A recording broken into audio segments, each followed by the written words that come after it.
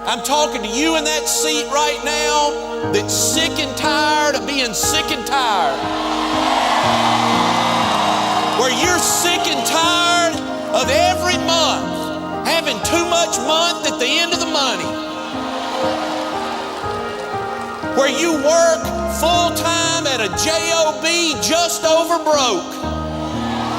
You want to go out and you want to fire your BOSS, which is double SOB spelled backwards.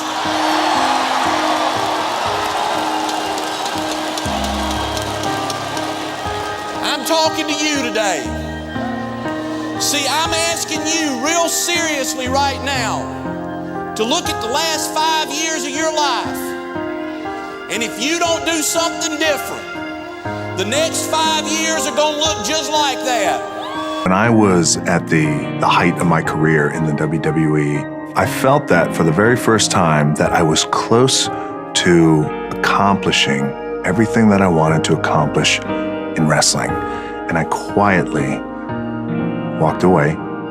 Kind of shook me a little bit because wrestling was all I knew at that time, and I had dabbled in acting, but yet I also felt that I wanted to do more, and I wanted to achieve more, and I wanted to grow. I wanted to grow as a person, I wanted to grow as an entertainer, and that I wanted to reach as many people as possible.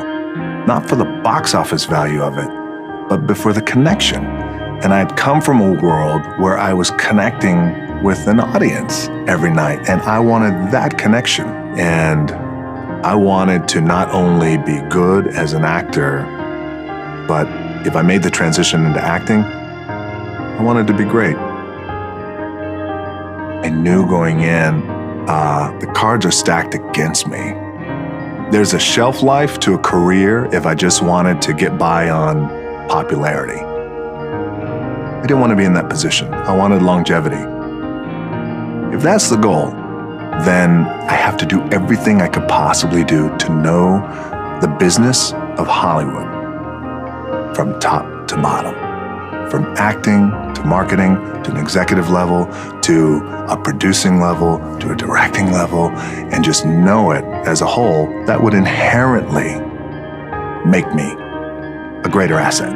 And I appreciate all the people in the beginning of my career as I was coming up who took the time, who took the effort, who took me in, because I had to educate myself and I had to be a student of the game. Know your business. Know your business and become a student of the game, and surround yourself with brilliant people. 20 years ago, I got dealt a dysfunctional card. My little brother became a heroin addict, and my father became an alcoholic. What do? Do I sit there and join my little brother, or do I become an alcoholic alongside my father? No.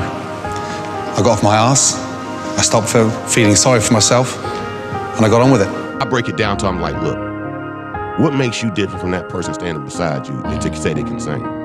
They was like, you know what, Timbo, you right. So I give advice as they come to me, so I'm like, put it on records, because that's how the world's gonna hear it. The world's not gonna hear you a cappella until you at a... But they think it's you, though. That, you know what I'm saying? Like you, but you're the connection that gets them to where they're going. It's levels. Like, Right.